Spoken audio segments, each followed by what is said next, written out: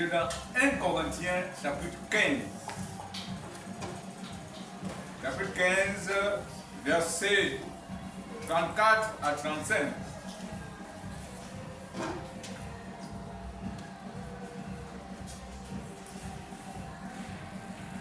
Parole de Dieu, dans 1 Corinthiens 15, versets 34 à 35, selon la version Louis II, la Bible déclare: ne vous y trompez pas. Non, verset 34, revenez à vous-même, comme il est convenable, et ne péchez point, car quelques-uns ne connaissent pas Dieu. Je le dis à votre honte. Mais quelqu'un dira: comment les morts ressuscitent-ils? Et avec quel corps reviennent-ils? Amen. C'est une bonne parole. Revenez à vous-même, comme il est convenable. Ne péchez point, car quelqu'un ne connaisse pas Dieu. Je le dis à votre honte. Mais quelqu'un dira: comment les morts ressuscitent-ils? Et avec quel corps reviennent-ils? Alléluia. Amen.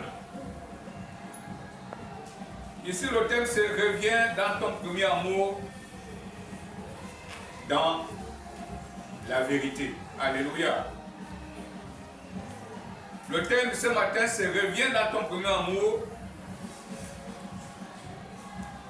dans la vérité. La plupart des chrétiens que nous sommes de foi aigris. Nous sommes de foi bloqués dans certaines de nos vocations, nos ministères. Parce que tout simplement, nous sommes hypocrites même avec nous-mêmes. Alléluia.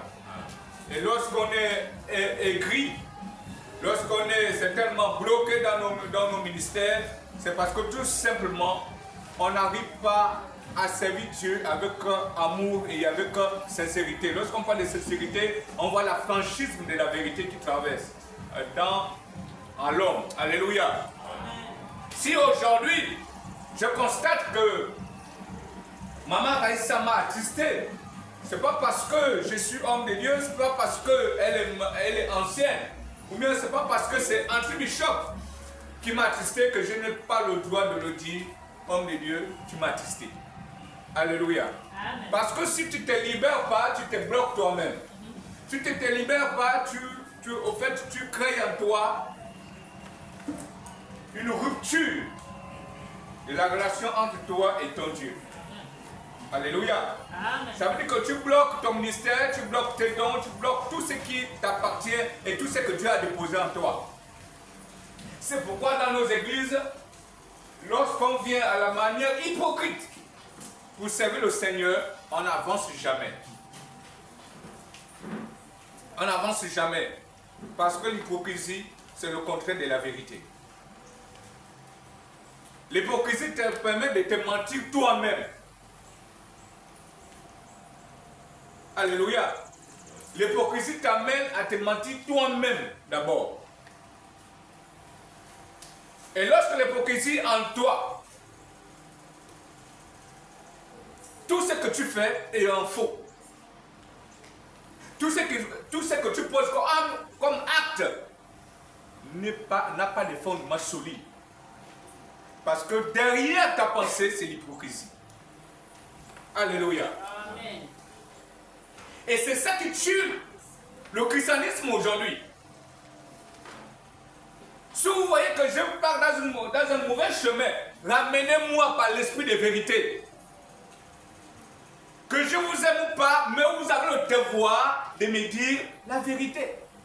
Alléluia. Amen. Parce que celui qui me garde dans la mauvaise position et qui ne veut pas venir me dire parce que, oh non, tu sais que c'est un homme de Dieu, ça c'est des conneries en fait. Même toi-même tu bloques ton ministère. Mais si on vient dans le fondement normal du christianisme, en réalité, lorsqu'on parle de revenir à l'amour, parce que l'amour, c'est la mère centrale du christianisme que l'homme peut amener sur la terre. Parce que dans le fruit de l'amour véritable, nous permet de dire la vérité, nous permet de te consacrer, qui nous permet d'aimer même nos ennemis. Mais si nous ne sommes plus dans l'amour central, ça te permet de servir Dieu dans ce que tu sais faire. Parce que l'amour, elle passe partout dans la vie chrétienne. Parce que dans la vie chrétienne, si tu n'as pas l'amour véritablement, alors tu ne peux pas servir Dieu. Parce que, et aujourd'hui, nous constatons que beaucoup de chrétiens, ils ont l'absence de ce fruit de l'amour véritable. Parce que même pour venir à l'église, c'est avec les calculs. Mais dans l'amour, il n'y a pas de calcul en fait, dans l'amour de Dieu. Un exemple aujourd'hui, l'église était au courant que l'homme de Dieu partait au séminaire. Mais beaucoup ne sont pas là. Est-ce que nous sommes sûrs à ce net moment qu'il y a vraiment l'amour du service qui se trouve dans le cœur de beaucoup de chrétiens? Non. Parce qu'on a l'impression que si l'homme de Dieu est affecté ailleurs, le ministère doit mourir. Parce que beaucoup de gens s'accrochent en travers un homme. Mais c'est le foi qui risque de chanceler après-demain. Parce que l'amour véritable a besoin d'une foi fondamentale. Une foi royale. Ça donne l'impression que ça ne marche pas dans la vie chrétienne des Britanniques.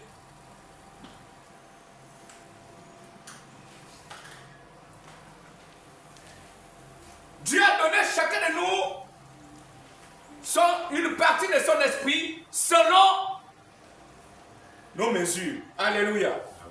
Qui veut dire que si l'homme de Dieu est parti quelque part pour aller œuvrer pour le Seigneur, nous aussi nous avons le devoir de s'investir pour l'œuvre du Seigneur. Malheureusement, lorsque l'homme de Dieu se déplace, l'église est vide. Et même quand l'homme de Dieu se déplace, même quand il y a réunion, chacun trouve les raisons pour partir.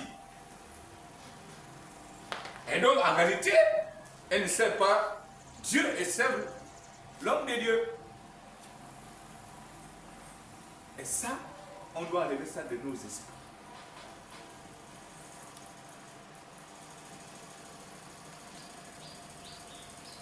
Revenez à vous-même. Ça veut dire que la Bible nous exhorte ce matin de revenir à nous-mêmes. De prendre la réalité, au fait de mettre la réalité face à nous. Depuis que je suis dans le Seigneur, en réalité, je sers qui? Les hommes ou Dieu? Je sers qui? L'homme ou celui qui m'a appelé? Que je n'ai même pas vu, mais j'ai seulement écouté. Soit sa voix dans mon cœur, soit c'est qu'il a utilisé une personne quelconque, quel que soit le sexe, de dire, mon frère, je t'invite pour venir à l'église. Il y a d'autres qui parlent par la vision. Et effectivement, il a parlé de chacun de nous d'une manière personnelle. Alléluia. Amen. Si moi aujourd'hui, je suis mon épouse, à cause de quoi peut-être de sa manière d'être bien, de son onction, oui, mais un jour elle est appelée à me décevoir. Parce que ma foi n'est pas basée sur le roc en fait. Ma foi est basée sur des choses éphémères. Si vous basez votre foi en travers ma personne, vous vous trompez. Parce que je ne suis pas à la hauteur de vous amener nulle part. Alléluia. Et je suis appelé à vous décevoir à tout moment.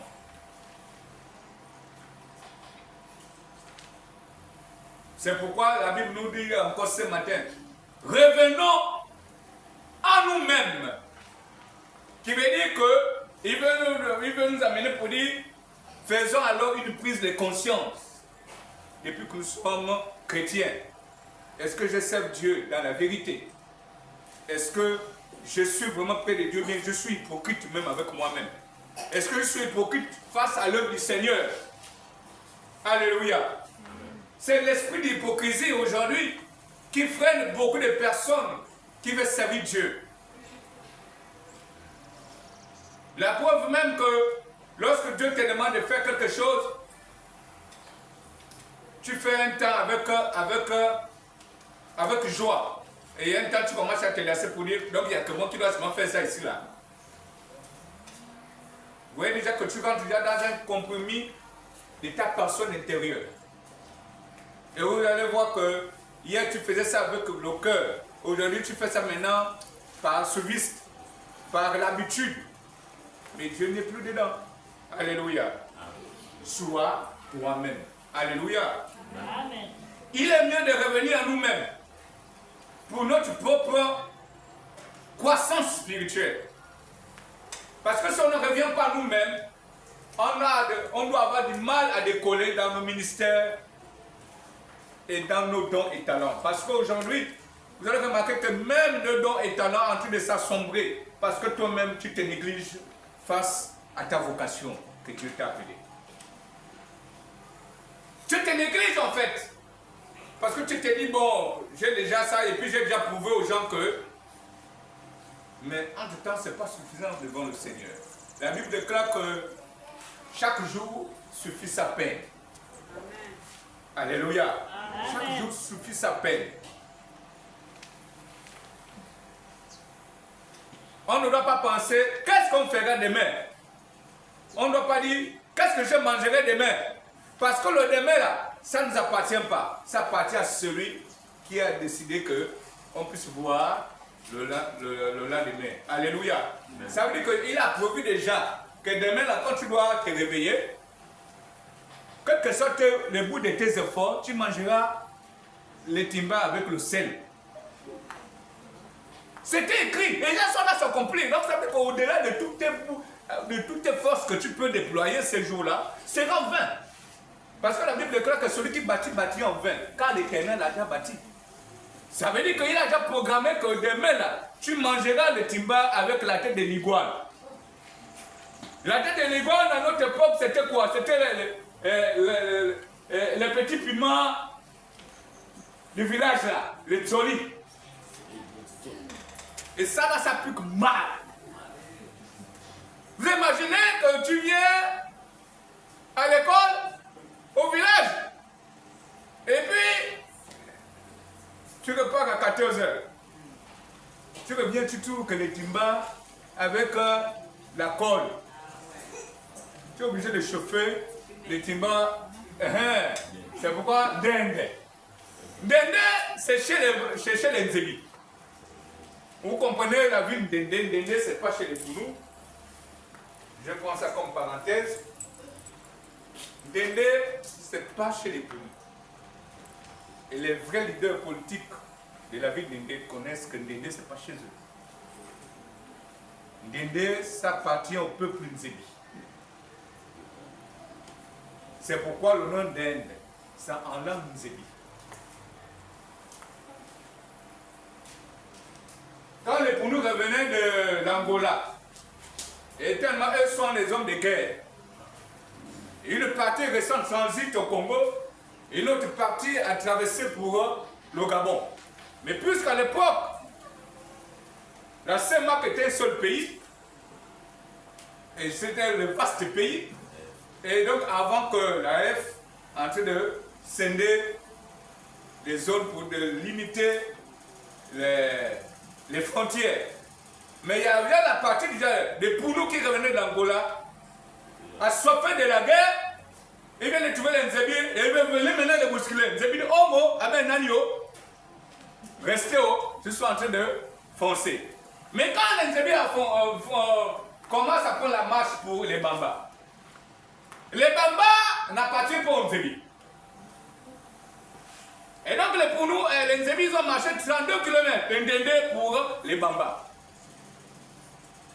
Les Bambas étaient une ville de lianes. C'est un village de lianes, c'est une zone de lianes. C'est un vieux touriste, Massango, qui revenait de la zone de Ibunzi, qui est passé par Mbigou. Et quand il arrive là, il trouve Puisque lui, c'est les gens qui font le retenu, on les appelle comment? Voilà. Il trouve là l'alliance là pour tout l'eau. Il dit, oh, ça c'est la mine d'or. Il a décidé de faire son campement. Il a construit sa maison avec la paille et tout à la manière traditionnelle. Et quand le Zébi vient là-bas, il va venir bousculer, doucement les gars, c'est moi le patron ici. Mais puisque moi je ne suis pas égoïste, le village, la forêt est grande. Plantez-vous, mais sachez que c'est moi le patron. Et donc les vraies autorités de Bamba connaissent que les Bamba, ce n'est pas chez les Zébi. C'est chez les Massamba. Mais comme on dit que les plus forts gagnent toujours, ceux qui sont beaucoup gagnent toujours la majorité. Et c'est pourquoi aujourd'hui c'est resté comme c'était une ville des Zébi, des villes des Poulou. Pourquoi? Parce que c'est les autres qui sont venus dominer. En revenant dans cette histoire, c'est pour dire que revenir dans notre vie chrétienne, dans le début de notre vie chrétienne, c'est une bonne chose. Et essayer d'évaluer ton évolution en Christ Jésus. Depuis que tu t'es converti, depuis que tu as accepté le Seigneur, parce que la conversion c'est un processus qui est compliqué et c'est presque même toute une vie. Parce que la conversion c'est toute une vie.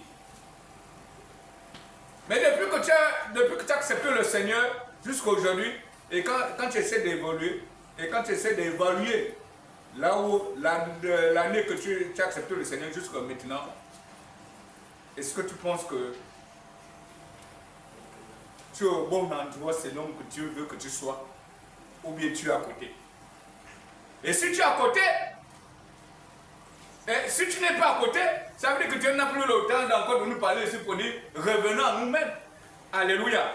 Ça veut dire que si on revient, si Dieu nous demande de revenir à nous-mêmes, ça veut dire que nous sommes forcément à côté. Nous ne sommes pas à l'endroit qu'il souhaitait que nous soyons.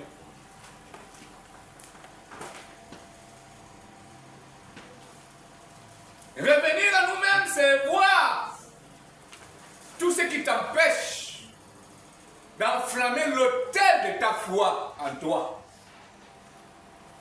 Revenir à toi-même, c'est que certainement tu t'es donné des blocages sans que tu saches que tu t'es donné un blocage dans le moyen de la foi. Aujourd'hui, tu constates que ta foi est devenue stérile. Aujourd'hui, tu constates que ta foi n'est plus efficace. Parce que même quand tu pries aujourd'hui, tu as déjà un clignement de doute. Tu as un clignement, tu as un pressentiment que ça ne doit pas payer. Parce qu'il y a des prières avec la foi où tu restes les yeux fermés. Amen. Alléluia. Amen. Mais il y a des prières où tu finis de prier, tu dis, ah, est-ce que vraiment ça doit... Vous voyez ça? Là, tu mets déjà ta foi en cause. Et là, tu n'es plus à la hauteur d'être à l'endroit que Dieu a bien voulu que tu sois. Si tu ne viens pas à l'église, toi aussi tu ne viens pas. Si tu ne demandes pas à prier pour la maison, toi aussi tu ne pries pas. En réalité, tu ne vis pas pour toi-même, tu vis sous les conditions d'une autre personne. Et là, ça revient un problème au niveau de ta foi en fait. Ta foi devient douteuse devant le Seigneur. Parce qu'en réalité, on a donné une vision ici pour dire chaque famille de Béthanie Eden doit créer des cellules chez soi. Avant que les églises naissent, c'est d'abord les cellules qui doivent d'abord exister. Mais si j'essaie, si j'ose circuler dans les familles de Béthanie Eden, je ne sais pas si vraiment il y a même 5 familles qui sont rentrées dans la vision. Parce que si on était rentré dans la vision, on ne peut pas se trouver comme ça. C'est les mêmes personnes là. C'est toujours même nos enfants qui sont là, les mêmes enfants. Ça veut dire que nous sommes insensibles devant l'appel du Seigneur.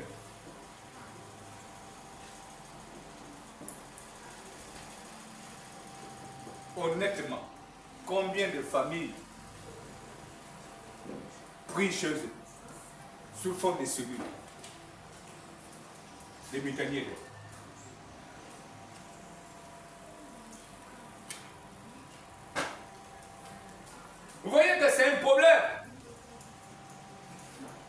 Est-ce que nous sommes vraiment les vrais disciples qui veut amener le nom de Dieu en plein temps dans la vie de Mouila, ou bien nous décidons d'être comme les sous-marins dans la vie de Mouila?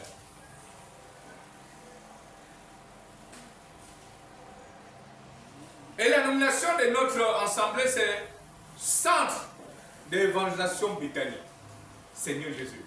Le centre d'évangélisation. Ça veut dire que c'est nous les formateurs. Ça veut dire que l'évangile, c'est à nous. C'est dans nous. Et ça doit revenir comme c'était une nature pour nous. Une seconde vie pour nous. Malheureusement, dans le centre d'évangélisation britannique, c'est les mêmes personnes, c'est les mêmes familles. Il n'y a plus de nouvelles familles.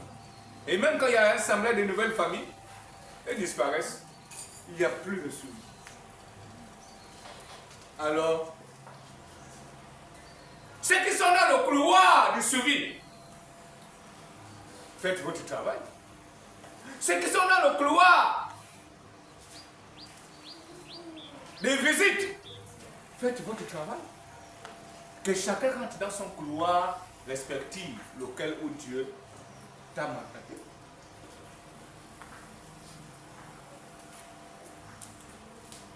Il y a beaucoup de travail dans la maison du Seigneur. Il y a beaucoup de travail dans la maison du Seigneur. Si je rends ma visite à Maman Raïssa tout le temps, entre-temps, même mes voisins les plus proches, je ne les rends pas visite. Je ne connais même pas le seuil même de l'homme. Je ne les parle même pas de Jésus. Elle ne sait même pas si je suis même chrétien ou pas. Parce que même ta manière de vivre même dans ton quartier, c'est compliqué. Et donc, du coup, tu n'as même pas la force d'annoncer l'évangile. Alléluia. Amen. Beaucoup de gens ne savent même pas que tu es chrétien. Puisque tu as honte d'annoncer l'évangile.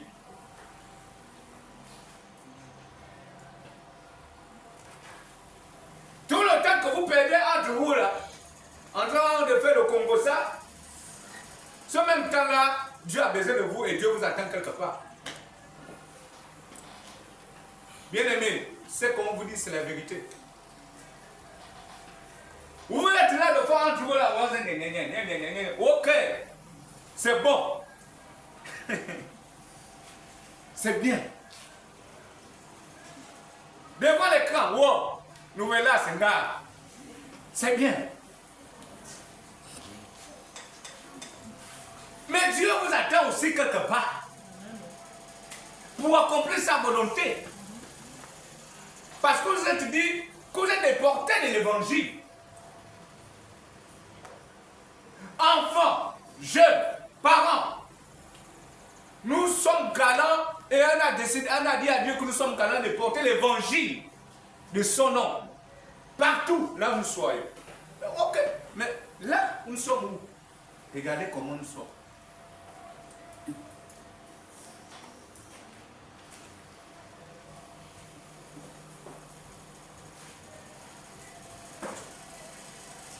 Nous sommes même en vacances. Et là, c'est encore même plus grave. Ça veut dire qu'il y a déjà un temps libre. Même nous qui sommes saturés là, parce qu'il y a sur rentré à 1h, presque 1h du matin. Ça, c'est notre période, c'est compliqué.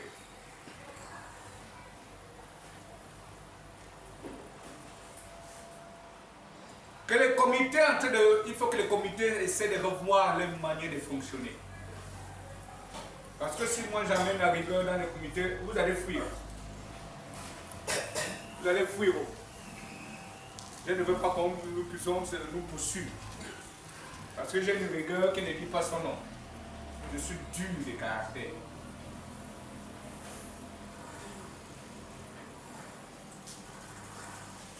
Mais tout ça, c'est pourquoi? C'est pour que chacun de nous, nous soyons couronnés. Chacun doit montrer l'édifice, doit poser la pierre vers l'édifice pour que chacun nous soyons couronnés, pointés par Dieu. Si nous ne pointons pas, nos journées dans le Seigneur. C'est le monde qui doit nous prêter. Si la lumière ne t'éclaire plus, c'est les ténèbres qui doivent te couvrir. Mais nous semblons oublier que nous sommes dans la lumière. Et nous sommes dans la lumière. Parce que nous-mêmes, nous décidons d'aller éteindre la lumière pour être dans le noir. Mais il y a que ceux qui ont des esprits bizarres qui restent dans le noir.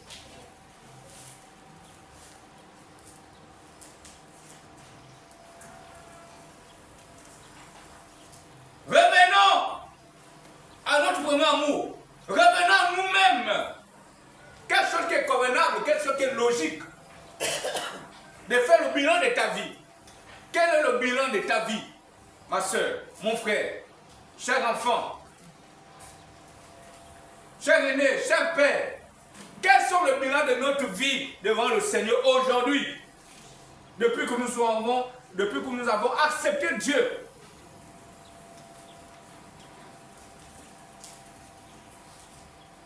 C'est ça le vrai problème. Notre bilan aujourd'hui, c'est quoi?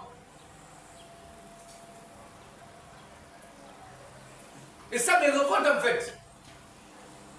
Nous sommes peut-être dans une 7e année. La logique voudrait qu'on doit avoir une autre œuvre quelque part. 2 ou 3. C'est ça l'objectif des mécaniques. Mais nous avons beaucoup les commandos. Nous avons beaucoup les vaillantes. Nous avons les leaders ici. Même nos enfants là, qu'on doit les demander de passer là, tu vas voir quand ils doivent tâcher le boulot là, tu as même que les frissons parce que ils connaissent la parole. Ils connaissent la parole. Mais c'est un problème d'engagement et de la détermination de chacun.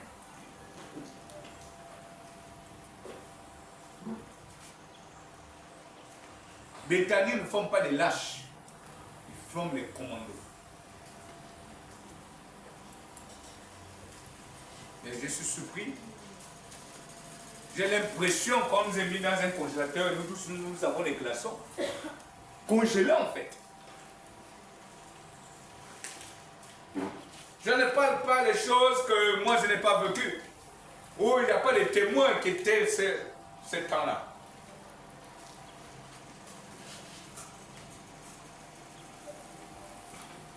Un témoin vivant. Maman pasteur est là. L'ancien, le SG. C'est des témoins vivants.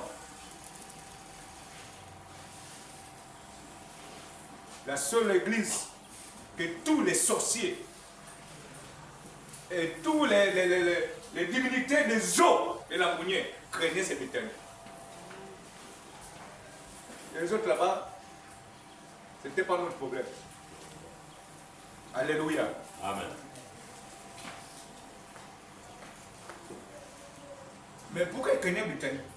Parce que tous les disciples de Béthanie étaient au chevet du service de Dieu. Chacun faisait sa part. On ne s'occupait pas des critiques comme les critiques, comme les lassements devant la télé. D'abord à l'époque, on s'en foutait même de la télé. Nous, notre télé, c'était l'évangile. Notre télé, c'était d'aller prier pour les malades dans les maisons. Aller dans les hôpitaux. C'est ça notre télé. C'était ça notre distraction. On se trouvait dans les hôpitaux, on partait jusqu'en prison, on partait visiter. Quand on voit même la personne elle ne marche pas, il est paralysé. Pour nous, c'est déjà un challenge. Pour nous, c'est un challenge. Pour dire la personne doit marcher parce qu'il doit confesser le nom de Dieu. Alléluia. Amen. Et c'était ça notre challenge. C'est pourquoi aujourd'hui, Béthanie est revenu comme c'était une référence. Parce qu'il y avait les hommes dévoués. Les hommes qui savaient pourquoi ils venaient prier. On ne suivait pas les hommes. On suivait Dieu qui nous a appelés. Et on l'observait avec un tremblement. Avec crainte. C'était difficile pour nous de tomber dans le péché. Parce que Les églises, il y avait que 3 églises qui faisaient plus, qui travaillaient plus en unité. Il y avait l'Alliance chrétienne, Pentecôte et Béthanie. Et donc, quand il y a délivrance là, toi jeune zélé de ton état, si tu vis dans le péché, le démon doit te dévoiler. Comme celui qui avait mangé les spaghettis viande. Il veut venir chasser le démon, il dit, oh toi ne me chasse pas. Toi ton ventre est chargé avec le spaghetti viande. Vous voyez déjà que c'est pas l'affaire où c'est la vie bizarre, non, c'était une vie réglée. Ça veut dire que tu triches Dieu, tu t'es triché toi-même. Et quand tu viens comme ça, le démon te dépouille. On est obligé de dire, oh mon ami, oh, viens, mets-toi à côté. Mais Dieu merci qu'il n'avait pas mangé les spaghettis viande. Et ça, c'était une autre chose. Et Béthanie avait une rigueur bizarre. Je dis bizarre. Demandez au SG, ça veut dire que lorsque tu péchais, quand l'homme de Dieu te voit que tu as péché, il t'expose. Il n'a pas le temps, il n'a pas ton sentiment, il n'a pas de temps. Non, il s'en fout de toi. Il te dit. Il t'expose ici, à l'estrade. Tu dis ce que tu as fait dans le secret là-bas. Devant les gens. Vous voyez toutes ces choses-là, ça nous a mené à avoir la crainte de ne pas tomber sur les erreurs bizarres. Parce qu'on ne veut pas être exposé devant le Seigneur et devant les autres. Donc ça veut dire que si tu es parti tuer quelqu'un là-bas, tout le monde sera au courant que tu es parti tuer quelqu'un là-bas, il s'appelle tel, et à tel endroit, à telle heure. Et tu étais avec tel. Donc pour éviter ça, on est obligé d'être en ligne avec le Seigneur. C'est pourquoi aujourd'hui, cher peuple, chers leaders, nous avons le devoir de revenir à nous-mêmes. Nous avons le devoir de faire ce qu'on appelle l'expertise de notre vie chrétienne. Parce qu'aujourd'hui, on se rend compte qu'on a beaucoup perdu. On a beaucoup perdu et on n'arrive pas à avancer avec le Seigneur.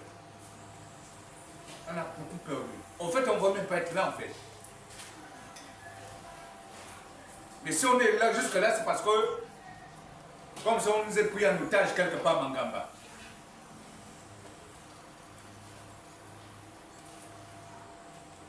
À chaque fois qu'on était assis dans le Seigneur, Dieu ajoutait les dons et les compétences et les valeurs de Christ à nous. Alléluia. Et c'est pourquoi nous, quand on arrivait à un endroit, je suis arrivé à un stade où quand je passe à côté de celui qui est possédé, elle tombe. Parce que tout simplement, je me suis donné à fond à vivre la sanctification. Je passe à côté de celui qui a les démons et commence à s'agiter. Ça veut dire que je suis debout à côté de celui qui est malade. Quand je commence à prier, la personne revient guérie.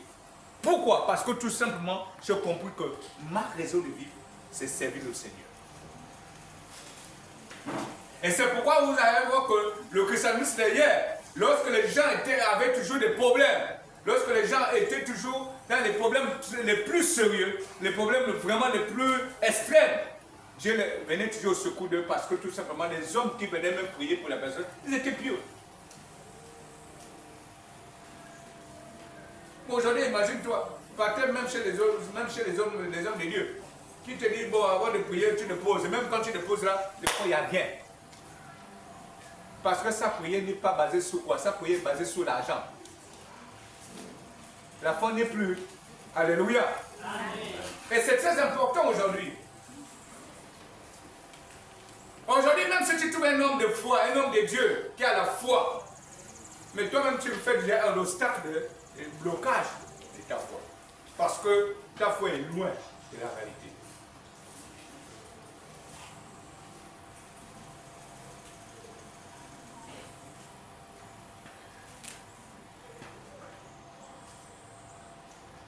Beaucoup ne connaissent pas Dieu. Et nous ne connaissons pas encore Dieu. Parce que beaucoup vivent encore ce qu'on appelle l'hypocrisie. Et celui qui vit l'hypocrisie ne connaît pas Dieu. Parce que Dieu ne se trouve pas dans l'hypocrisie.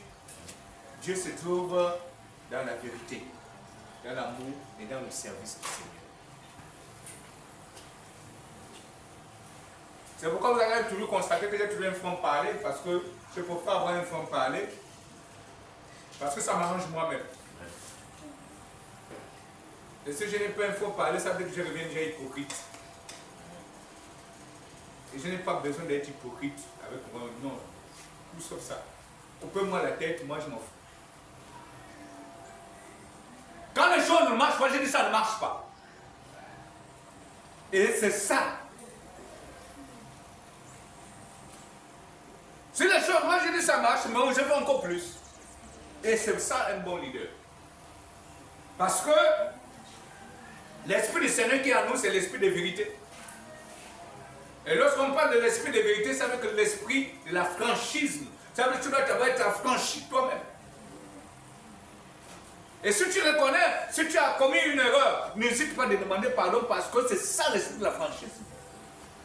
Mais il n'y a pas de raison que nous sommes chrétiens. Tu as sur un cœur, mais tu n'arrives pas à demander pardon parce que tout simplement, tu te dis que tu es chrétien ou tu es homme de... Ça, c'est des conneries.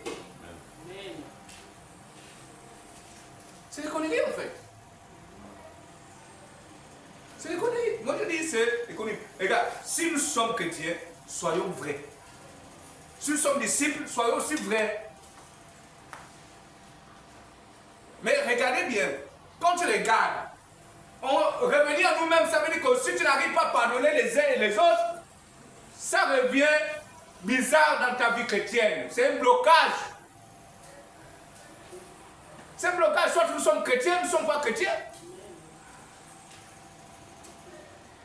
Demandez pardon à celui que tu as tristé, ça coûte quoi? Ça t'enlève quoi?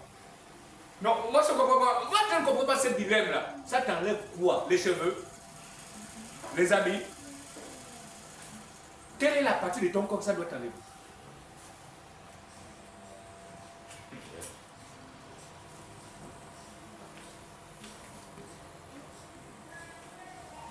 Maman Fanny, si tu demandes quelqu'un pardon, ça t'enlève quoi?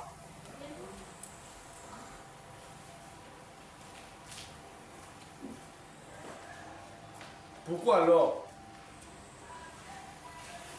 beaucoup de chrétiens que nous sommes, on n'arrive pas à être exact même avec nous-mêmes? Pourquoi on n'arrive pas à être vrai avec nous-mêmes? Pourquoi on n'arrive pas à se libérer nous-mêmes? Vous pensez que c'est qu'est-ce qui descendra du trône de la grâce pour te dire libère-toi? Non. Bien aimé, le christianisme d'aujourd'hui, c'est un style de vie. C'est une science exacte. Mais si tu n'arrives pas à pardonner les autres, même pour un fait qui n'est même pas qui n'est même pas fort ou bizarre, tu gardes dans le garde. Tu fais semblant de venir rire. Ma soeur, ça va. Le cœur là-bas, ça m'arrive. Mais c'est l'hypocrisie. Au fait, tu meurs toi-même. Et vous voulez qu'on puisse servir Dieu? Comment? C'est ça, servir Dieu. Ce qui est bien avec moi, c'est que si tu m'énerves, je te dis à 2, 4, 6. Après, te dis la vérité. Rassure-toi que je n'ai plus la colère avec toi. Oui, moi je préfère être comme ça parce que je ne veux pas avoir les AVC, les crises cardiaques. Mais oui, mais il y a beaucoup de gens qui meurent avec les crises cardiaques parce que tout simplement, on magasine beaucoup de choses dans le cœur. Le cœur est petit, oh. Ça n'a pas besoin de toutes ces choses-là. Oh! Même si c'est l'éléphant, le cœur de l'éléphant qui est costaud comme ça. Mais quand on a une balle là, il meurt ou non? Ah hein? Le cœur est trop petit. Évitons de saturer la petite partie de chair là, qui est la maison de Dieu avec les choses qui ne sont pas bien. Alléluia. En fait, Dieu a créé le cœur là pour que lui-même il reste dedans. Amen. Mais si Dieu reste dedans, ce qui veut dire qu'on doit trouver quoi dedans? Paix, joie, amour, tendresse, douceur, pardonner. Hein? Tout ce qui est bien comme fruit. Attends. Qui peut coquer les épines? Alors, on savonne la mangue, non? Pourquoi on savonne la mangue? Parce que le douce, c'est le bonnet, le sucré. Et je vois même maintenant, même nos enfants, même si la mangue n'est pas encore mûre. Après, c'est pour provoquer quoi? La dysenterie. Bien aimé, ce sont des choses qu'on parle en riant, mais ce sont les vérités vraiment fondamentales. Il est mieux de revenir à nous-mêmes, bien aimés. Sinon, on se met des blocages. Continuez toujours à me critiquer. Moi, je m'en fous. Mais vous bloquez vous-même, parce que ce n'est pas le temps de ça. Critiquez-moi. Critiquez. Oui, je ne vais pas empêcher les gens de ne pas critiquer. Mais pendant que vous critiquez, je suis en train de monter pour moi. Alléluia. Amen. Oui, oh, moi je préfère toujours dire, si tu me fais, tu m'énerves, je te dis tu m'énerves. Et puis moi je passe. Même si tu ne m'aimes plus, moi je m'en fous. Mais je t'ai déjà dit la vérité. Pourquoi? Si aujourd'hui, il n'y a que ceux-là qui sont morts et ressuscités, qui a décidé, il n'y a que les ressuscités qui peuvent nous dire que si je suis ressuscité aujourd'hui, c'est parce que j'ai servi Dieu avec piété. Hein? Tu meurs avec ton mauvais cœur de la haine, tu dois te ressusciter en quoi? Mais tu dois te transformer au step pangé. Moi j'ai vu mon grand-père se transformer à la civette. Oui. Attends, il y a des histoires, gros.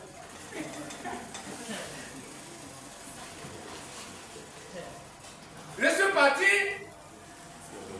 suis parti les dépouiller. Il y avait la croisade, non, il y avait, c'était quoi? Le truc de la RNI internationale, là. Rassemblement national. Je me suis retrouvé à Libreville. Et j'étais le plus jeune des rassemblements des intercesseurs internationaux. Le plus jeune. Dieu me révèle que ce sont mes deux grands-parents là qui ont donné la société à mon oncle qui dégainait les gens. Bon. Mon oncle là, je l'ai poursuivi à mon gamba avec la machette. Et puis je vais lui donner le coup de tête. Et lui il me dit non, pardon, ne tue pas. Il dit, c'est là-bas. C'est là-bas qu'on m'a donné le moussoingui pour damer les gens. En gros, oui. Ça, c'est au cap. Après la croisade. Parce qu'on était logé à SCG, au Vendo, hein? Oui, au Vendo là-bas. Et on tenait, hein? Ouais, au Vendo là-bas, c'est au Viola. Voilà. On était logé là-bas. Et on tenait nos réunions à l'hôtel de Réclama. Après les 3 jours de machin là, je me suis rendu au Cap. Je suis parti sanguiner. Moi, je n'ai rien à foutre. J'ai pris la machette, j'ai pris toutes les choses qu'il faut. L'essence. Et la corde. Je me suis organisé. J'ai pris mes 2 mères. Donc la dernière et l'avant-dernière. Je suis accompagné moi au Cap. Il y a une mission. Je trouve le vieux là, boum. Papa, oui. Grand-père, oui. C'est toi qui as donné l'assassinat pour Ségué. Oh non! Ah, je tape la main sur. Oh! Je dis, tu ne dis pas la vérité, moi je te découpe. Moi j'ai rien à foutre. Il commence à paniquer seul là. Oh non, je n'ai pas donné l'assassinat pour que c'est pour qu'il gagne la famille. Je dis, ok. Mais il gagne la famille pour comment? Tu l'as donné le fantôme. Tu l'as donné l'arc-en-ciel. Dis-moi, donne-moi la nourriture que cela mange. Je dis bon, ça dort. Je tape, je pars dans leur chambre, je tape savate, boum, la porte se fend, boulet. J'ai récupéré toutes les cantines. Les cantines, c'est là où j'ai vu des choses qu'il ne fallait pas voir. C'est là où vous voyez, depuis la partie du genou là, tout ça là, le tibia et le pied. C'est là où tout est le squelette. C'est là où tu voyais une sirène avec 2 plumes comme ça. Bien aimé, il y a des choses qu'on a fait dans nos folies de foi. Que je me demande si aujourd'hui la jeunesse d'aujourd'hui peut encore le faire. Et quand je brûlais tout ça, le grand-père me dit, tu dois mourir. J'ai dit, c'est pas moi qui dois mourir, c'est toi qui dois mourir. Et 1 mois plus tard, après que j'ai fini de consommer tous les fétiches de mon grand-père, il est mort. Quand il est mort, il a dit, si je meurs, c'est Alfred. Il ne faut pas qu'il me pied. Le jour de ma mort, je n'ai pas mis pied, je n'ai pas le temps de ça. Tu es mort, je n'ai plus encore pourquoi. Et le jour qu'ils ont fait ça veiller, les gens sont au cours des cas. Comment on a su que lui s'est transformé en la civette? 5 heures jusqu'à 6 heures, la civette sort de la forêt au cap. Il tourne à l'intérieur du corps de garde en train de regarder les gens dans les yeux. Il cherchait Alfred.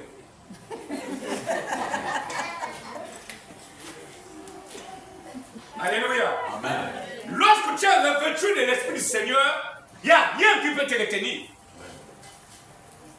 Lorsque Dieu t'appelle, et lorsque tu es sincère avec Dieu, je vous assure, même la mer, tu la traverses à pied. Parce que tu ne verras jamais la distance. Et Dieu doit raccourcir ta distance. Dieu doit changer l'univers à ton sujet.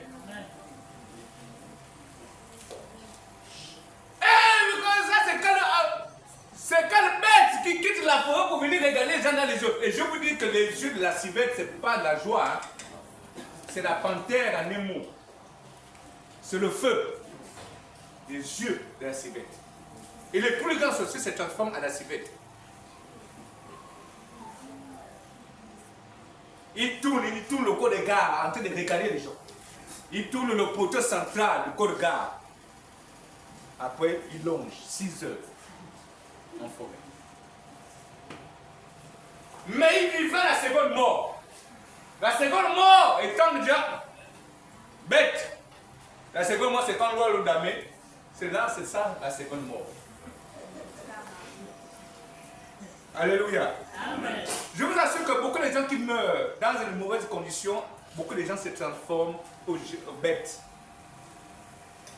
D'autres, c'est des bêtes féroces. D'autres, c'est des gazelles. D'autres, c'est des machins. Ça dépend des totems que eux, ils avaient.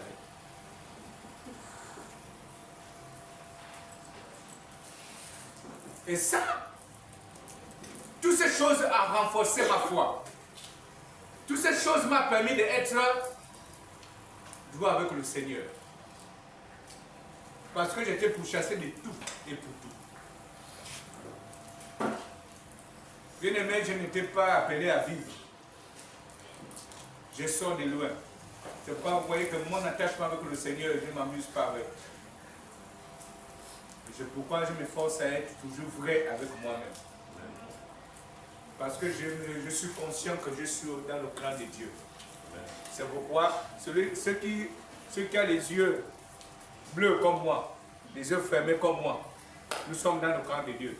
Mais ceux qui ont les yeux déchirés, continuez toujours à avoir les yeux déchirés. Parce que depuis que vous faites des voyages là, je ne vois pas les colis que vous amenez ici.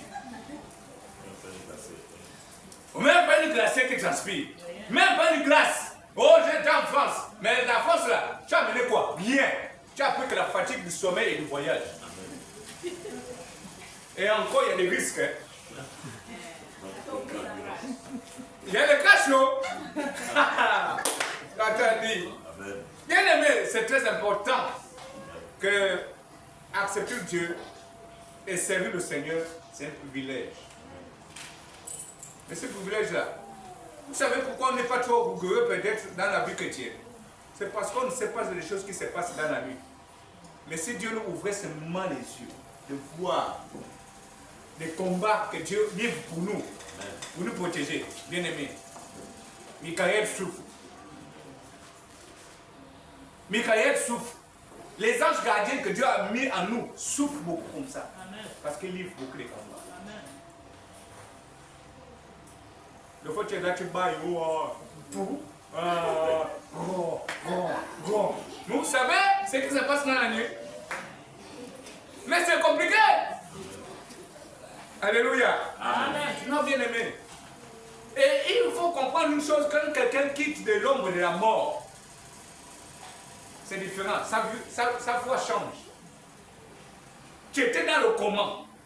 Tu as vu la mort comme ça, là, la mort t'a fleuré un peu, quoi. Quand tu sors de là, c'est plus comme celui qui n'a pas vu la mort. Alléluia. Amen. Le combat a changé. Tu as une autre image. Nous, autant que nous sommes ici, nous sommes des témoignages vivants. Nous sommes des victimes de beaucoup de sorciers ici. Mais quand on a échappé, pas parce qu'on était fort, pas parce qu'on était beau, pas parce qu'on était belle, pas parce qu'on était jeune, pas parce qu'on était enfant, pas parce que qu'on peut donner comme raison, mais parce que Dieu nous a appelés, il nous a choisis. Amen. Et donc il n'y a pas de raison que tu dois venir servir Dieu parce que si papa ne vient pas, moi je ne pars pas. Ça c'est des conneries et tu n'es pas chrétien. Tu es un mondain et tu es un sorcier même par toi-même.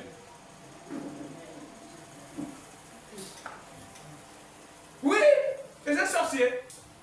Maman continue l'autre machin parce que là c'est pas bon. Si je continue là ça risque d'aller loin. Et donc ceux qui reviendront en Christ, ceux qui doivent mourir en Christ reviendront de se ressusciter. Mais ils viendront avec quel type de corps? C'est le corps de l'esprit, le corps de la foi, le corps de la restauration de ceux qui ont connu. Il viendra encore conforter les foi de chacun de ceux qui sont dans la toiture. Et ça, c'est bien le mieux. Mais la nouvelle terre, c'est pas... Le nouveau ciel, c'est pas ailleurs. La nouvelle terre, c'est ça le paradis en fait. Le paradis, c'est pour la nouvelle terre qui doit, après une génération de 1000 ans. Le paradis, c'est sous terre, c'est pas au ciel. Le ciel, là-bas, je te dis qu'on ne doit pas arriver. C'est la nouvelle terre, c'est le paradis. La Bible le dit. La nouvelle terre, c'est le paradis. C'est pourquoi vous allez voir que même le ciel, là, il y a 3 niveaux.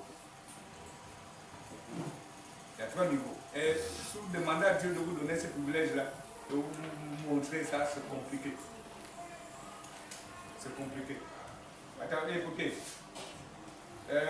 Vous pensez que quelqu'un qui meurt avec sa haine, il ne s'est pas repenti. Il doit mériter quoi? C'est la sentence. Il mérite quoi? Tu n'arrives pas à pardonner l'autre. Et tu veux que Dieu te pardonne. Comment? La magie, hein? Il n'y a pas de magie. Bien aimé, la Bible nous a dit encore ce matin, maman, prends dans 2 Timothée 2, verset 26. Bien aimé, aujourd'hui, c'est très important de revenir à lui, de revenir à nous-mêmes, de revoir notre vie, notre situation, de revoir quelle est la manière que nous sommes aujourd'hui avec le Dieu. Je lis la parole de Dieu dans 2 Timothée 2, verset 26. La Bible déclare et que, revenus à leur bon sens, ils se dégageront des pièges du diable, qui s'est emparé d'eux pour les soumettre à sa volonté. Amen. De revenir à nous-mêmes dans un bon sens, ça veut dire dans une prise de conscience. Mais pour revenir dans une prise de conscience, certainement parmi nous, il y a des gens qui ont fait la sorcellerie, qui continuent encore à faire la sorcellerie aujourd'hui. Et parmi nous, il y a encore des gens qui ont ce qu'on appelle la jalousie aux trans. Tout ce qui est négatif à nous, on doit se détacher. Alléluia. Amen. On doit se détacher de cela parce que ça ne sert pas à rien à nous. Ça ne sert à rien. Depuis que tu as commencé à exercer le climat de haine, qu'est-ce que la haine t'a donné? Ce n'est pas que l'attention. La solitude. les plans diaboliques. Oh non. Moi, je souhaite que chacun de nous, on s'examine. Chacun de nous connaît son caractère, son comportement. Et mettons-nous en face de nos caractères, de nos comportements. Là, c'est pas l'affaire, oh, j'ai vu. Ça, c'est devant ton miroir.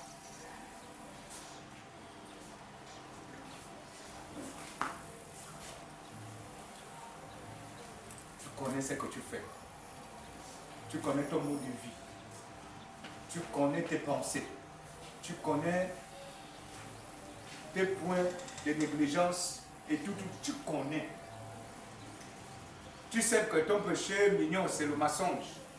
Tu sais que ton péché mignon, c'est des critiques.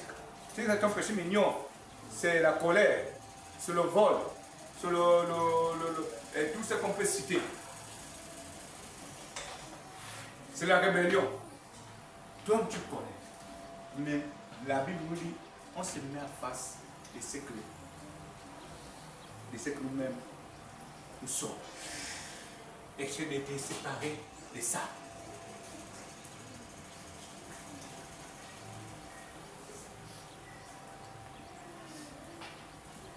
Oui.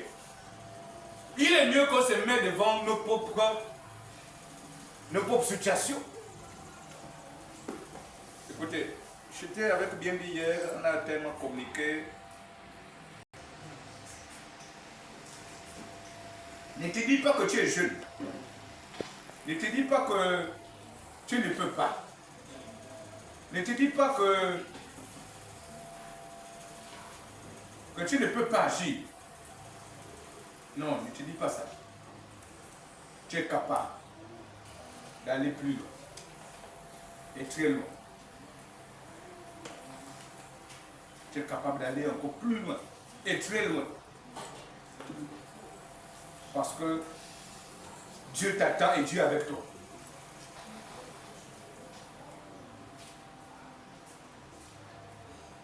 On a le devoir de revenir dans notre bon sens. Dans une réflexion profonde face à nos vies, face aux défis qui nous attendent. Et on doit se défaire des pièges que nous-mêmes on s'est mis par nos pensées négatives. Et l'ennemi est venu seulement compléter ce que nous-mêmes on a déjà commencé. Alléluia. Parce que c'est nous-mêmes qui avons donné l'ennemi la possibilité de nous prendre Mangamba. On l'a laissé nous prendre Mangamba à cause de nos faiblesses. L'ennemi n'était pas fort en fait, mais c'est nous qui l'avons donné la force de nous prendre en otage. C'est nous qui l'avons donné la force qu'il puisse nous mettre dans une prison spirituelle. Et c'est pourquoi il y a beaucoup de personnes, beaucoup de chrétiens, sont dans, chaque fois qu'ils prient, c'est comme s'il était enfermé. Et tout ce que tu fais ne reçoit pas parce que tu te dis, tout est bloqué pour toi. Mais tu es enfermé. Il y a des autres même qui sont même cadastrés, on nous a même jetés dans les profondeurs des eaux de l'Ambrunier. Bien aimé, il y a des situations qu'on ne maîtrise pas dans le domaine spirituel. Mais beaucoup entre nous ici, nous sommes comme les tombes blanches. Nous sommes des cadavres devant les autres. Mais c'est à cause de l'excellence, de l'amour de Dieu, que nous sommes encore là vivants. Mais pendant que tu es vivant, c'est comme si tu n'existes pas. C'est comme si tu ne vis pas. Parce qu'on t'a pris en otage quelque part. J'ai vu des familles, on te reconnaît seulement quand tu donnes. Mais quand tu ne donnes plus, tu reviens sujet de moquerie. C'est quoi? C'est parce qu'ils ont mis en toi ce qu'on appelle l'envoûtement caméléon. Et tellement tu as donné, et en travers ce que tu as donné, on t'a pris en otage avec ça. Parce que c'est toi qui as donné. Et tu pensais rendre service à une famille, à une personne, à une âme, à un frère, à une soeur, ou un père, ou une mère, ou bien un grand-père ou une grand-mère. Mais non, tu as donné du bien, on te rend du mal. Et on te prend en otage. Et c'est pourquoi aujourd'hui, vous avez remarqué que la vie chrétienne de chacun de nous tâtonne parce qu'il y a beaucoup d'embûches. Il y a beaucoup de pièges que l'ennemi a forgés contre nous. Mais pour que nous puissions pour que nous puissions surpasser tous ces pièges, ça demande maintenant le charisme spirituel, le sérieux, la prise de conscience pour dire non, il faut que je me réveille parce que je dors encore. Bien aimé, c'est lui qui dort et quand il se réveille, il a le droit d'aller se laver parce que pour enlever la fatigue. Et ce matin, tu es en train de te laver la parole du Seigneur ce matin parce que c'est la parole de Dieu qui te donnera la force. Amen.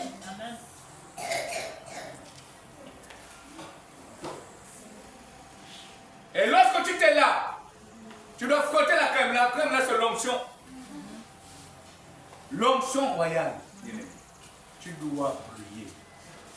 Tu dois te positionner. Et si tu te laves la parole de Dieu, la parole de Dieu doit te positionner. Et c'est ça que Dieu attend de nous. Quand on doit se dépouiller, on doit laisser tout ce qui est négatif. Oh non, bien aimé, on a trop traîné dans ça. On a trop traîné dans les bagarres, on a trop traîné dans les choses inutiles, on a trop traîné dans la haine, on a trop traîné dans la jalousie, on a trop traîné dans la colère, on a trop traîné dans les choses, la sorcellerie bizarre. On a trop traîné. Mais ça nous a donné quoi aujourd'hui? Il y a les autres, même le visage devient vilain. Froissé parce que le péché rend vilain. Je vous dis, le péché rend vilain. Lorsque tu es assombri, lorsque tu es submergé par les problèmes de la vie, ça te rend vilain, ça te rend même laid. Et tu ne représentes rien du tout devant le Seigneur. Et ça, Dieu n'est plus content de nous. C'est pourquoi, chaque fois que nous crions, il est obligé de chercher à intervenir. Mais nous, on ne leur donne pas l'occasion de vraiment d'intervenir avec force, avec puissance. Et à chaque fois que nous entretenons ce type de climat qui n'est pas convenable devant le Seigneur, nous resterons toujours les mêmes et nous resterons toujours stériles devant le Seigneur. Mais en temps, ce n'est pas l'objectif de Dieu. L'objectif de Dieu, c'est qu'il veut que nous soyons les productifs de sa maison. Que nous soyons les travailleurs de sa maison. Que nous soyons les hommes qui doivent marquer le passage de nos vies dans ce monde en Christ Jésus. Quel est notre bilan, quelle est notre histoire aujourd'hui, depuis que nous sommes chrétiens? Même ta propre famille dit, tu es chrétienne, hein? Souffle de moquer. Parce qu'ils savent que tu n'es pas tout crédible dans ton christianisme. Alléluia. Amen. Et c'est ça le vrai problème. Mais ne les donne pas l'occasion qu'on se moque de ton Christ. Ne les donne pas l'occasion qu'on se moque de ton Jésus. Ne les donne pas l'occasion qu'on se moque de ton Seigneur, le Seigneur que tu adores aujourd'hui. À travers ton attitude, ton comportement, tu les donnes l'occasion de se moquer de ce Dieu que tu pries. Parce que tu n'es pas un bon témoignage. Le témoignage est foudreuse auprès d'eux. Le témoignage n'est pas convenable auprès d'eux. Tout témoignage, c'est comme ça. Et c'est pourquoi aujourd'hui, même quand on décide, parce que moi je me souviens, lorsque tu es trop attaché au Seigneur, aucune situation qui peut se passer dans ta famille sans que toi tu sois au centre. Parce que c'est toi la lumière, c'est toi le rément en fait. Alléluia. Amen. Tu es bien rejeté par les hommes. Tu es rejeté par ta famille, rejeté par la société. Mais demain, tu seras la principale. C'est de la langue où personne ne peut encore te contourner. Mais c'est ce Jésus que tu as rejeté depuis longtemps. C'est ce Jésus que tu as mis peut-être dans tes placards. C'est ce même Jésus que tu as pris, tu as caché dans tes sacoches. Tu as laissé Jésus dans ta chambre. Et Jésus, dans la chambre locale là où tu l'as égaré, il y a la saleté. Il y a mes amis là.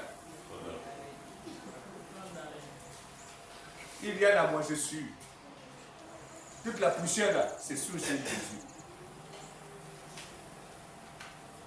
Et tu veux que Jésus puisse venir t'aider. Tu veux que Jésus puisse venir te secourir. Quand tu es dans des problèmes, en tout temps tu l'as abandonné dans une chambre. Tu ne sais pas s'il vit ou il est mort.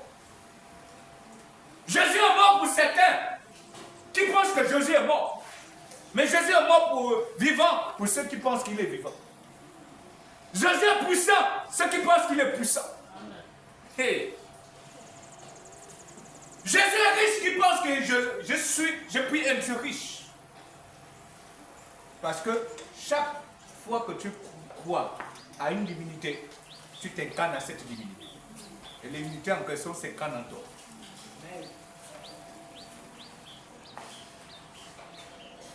Jérémie 26, verset 3, maman. On est en train de chuter. Jérémie 26, verset 3.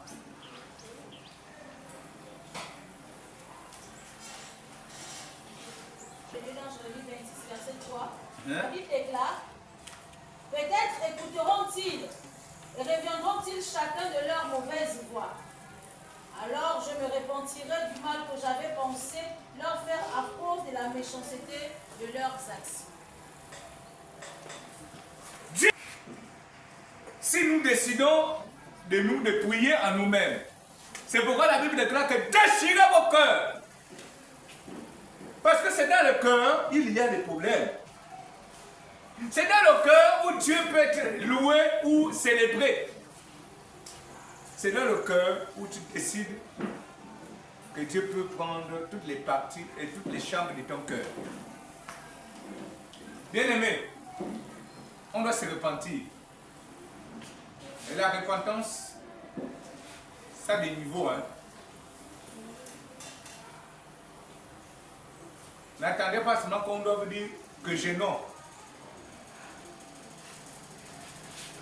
Toi, tu connais ce que tu vis chez toi. Tu connais ta vocation. Tu connais ta vie de prière.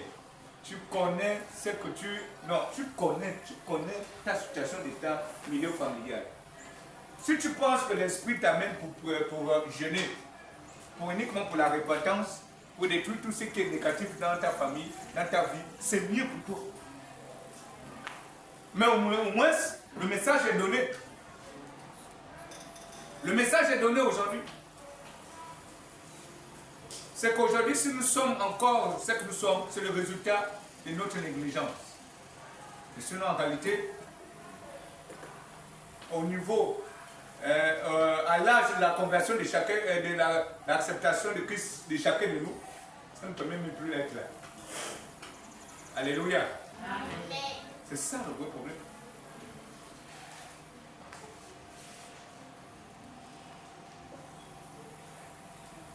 Donc aujourd'hui, la méchanceté ne doit pas nous servir à quelque chose aujourd'hui. C'est démodé devant le Seigneur. La méchanceté de cœur ne sert plus à rien devant le Seigneur. Par contre, il veut que nous remplacions la méchanceté de cœur au fruit de l'esprit, qui est le socle même de la vie chrétienne. C'est ça. Parce que la méchanceté, c'est quoi? On lance les autres fusils nocturnes, on amène les fantômes, même quand tu viens à l'église, le fait ça reste là-bas dehors. Et quand ça sort, tu cherches qui cibler. Ceux qui ne sont pas trop posés spirituellement sont balayés. Hein? Les moussouingas qui se trouvent dans vos maisons. Vous avez les codes là-bas bizarres. Dans les maisons, soit disons les protections. Quelle protection te protège en quoi? C'est Dieu qui te protège. C'est même le même gaga là aussi que Dieu protège. Alléluia. Amen. Quelqu'un qui soigne, c'est différent avec celui qui consulte. Parce que les consulteurs là, c'est pas bon. Mais si quelqu'un soigne, parce que c'est sa vocation, ce sont donc, c'est tant mieux.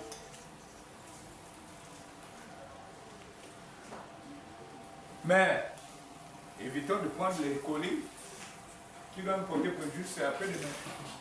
Parce qu'il y a des colis que les gens adorent. Tu te dis que c'est une protection en temps, c'est ton propre colis qui te détruit. L'amour se trouve dans ta mamie. Enfin, Somme 1, verset 3.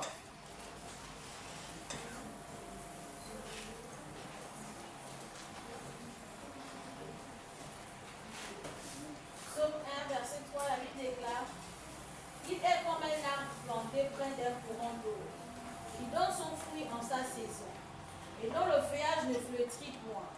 Tout ce qu'il fait lui réussit. Amen.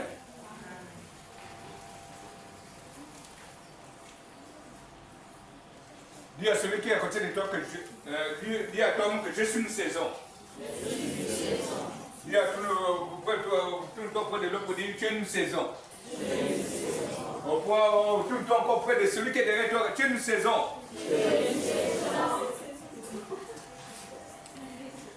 Lorsqu'on est en Christ, on est comme cet arbre planté au cours d'eau. Et nous, on appelle à produire à toutes sortes de saisons. Alléluia. Parce que tu as une saison qui doit produire à tout moment. Parce que tu es nourri tous les jours par les faveurs de Dieu. Tu es nourri par sa grâce. Tu es le privilège de Dieu.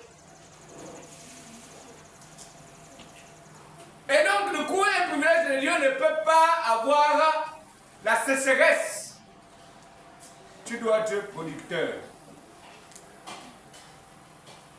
Et tu dois produire. Parce que tu es une saison. Alléluia. Nous sommes des saisons auxquelles on doit produire à tout moment. On ne doit pas attendre peut-être combien de mois pour que l'arachide, on mange l'arachide. Mais l'arachide doit toujours donner à tout moment parce que nous sommes plantés au bon endroit. Nous sommes arrosés constamment. Nous sommes gardés, nous sommes nettoyés toujours constamment avec l'Esprit du Seigneur. Et nous sommes une saison bien-aimée. Si tu reconnais que tu es une saison, il est mieux pour toi de prendre déjà une prise de conscience pour dire non, je préfère épouser les fruits de l'esprit. Je sais que dans la vie chrétienne, il y a un temps. Même quand tu plantes la banane, c'est sous le soleil, tu es là, tu transpires, oui. Des fois tu tombes même, tu te salis avec le charbon noir et tout ça là, tu reviens comme un gongongo. C'est bien. Il y a des autres fois même, elle se fait mal. Oui, il y a un temps, il se fait mal, mais il y a un temps. Lorsque tu vois, comme tu vois ta banane pousser avec joie, bien aimé, tu as le goût de toujours aller au sacré parce que tu vois comment la plante en train de... Vous voyez, ça donne le goût. Et ça, si la plante pousse mieux, c'est parce que c'est mieux arrosé par les pluies. Et parce que ça trouve la bonne terre. Alléluia. Amen. Et cette bonne terre, c'est nous.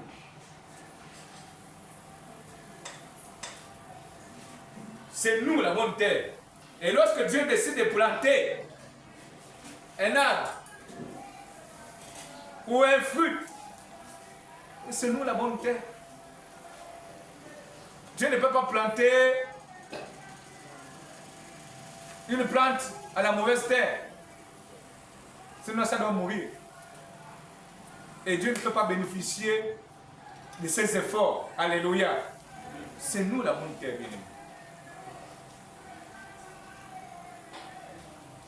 Je vous assure que par te planter, même la banane, je ne sais pas quelle que soit la plante, au cimetière, qui n'a pas de caveau.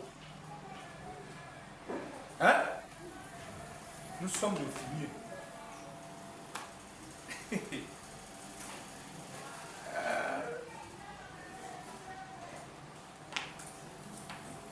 Mais les gens doivent avoir peur de manger les choses qui poussent se jeter, non? N'est-ce pas? Mais moi je mange. Parce que c'est le finir. Est-ce que tu penses qu'on se mange pas? On se mange. Le poisson là. C'est les gens qui tombent dans l'eau, qui meurent, qui se trouvent au poisson. C'est tout. Bien aimé. Tu as vu, il y a eu un miracle, extrême miracle. Combien de cadavres qui sont morts dans la mer? Combien de poissons qui ont mangé les cadavres là? Et donc vous pensez que si vous plantez, j'ai vu même les gens, même après les cimetières des migrants à Ouago là, les gens ils ont dépoussé, mais ce sont les anciens cimetières, hein, dans le même côté des cimetières. Mais partez voir la nourriture qui pousse là, que le noir va. Parce que ça doit venir. Nous sommes le fini des dieux. Alléluia. Nous sommes la bonne terre de Dieu. Et nous avons l'ambition. Et il faut que notre terre soit bien pour que Dieu plante sur nous. Et il a planté sur nous les dons, les talents, les faveurs et tout ce que nous pouvons apprendre. Revenons à nous-mêmes. Dit la parole de Dieu ce matin. Revenons à nous-mêmes parce que nous avons le devoir de revenir à nous-mêmes. Nous avons le devoir de ne pas suivre le christianisme à cause de quelqu'un ou à cause de X. À cause de ma soeur, à cause de mon père, à cause de mon frère, à cause de ma soeur. Non, reviens en Christ parce que tu as besoin de servir Dieu. Et sois vrai avec toi-même. Oublions l'hypocrisie, parce que l'hypocrisie ne peut pas nous amener nulle part. L'hypocrisie ne nous amène pas nulle part, bien-aimés. L'hypocrisie nous assombre, l'hypocrisie nous met encore en arrière. Et nous fait partie dans un comment de la déception de Dieu. Dieu a besoin que nous soyons vrais avec nous-mêmes et vrais avec sa personnalité, vrais avec la Trinité et le Dieu de la Trinité. Si nous sommes vrais avec Dieu, on serait vrais avec les autres. Que Dieu nous bâtisse.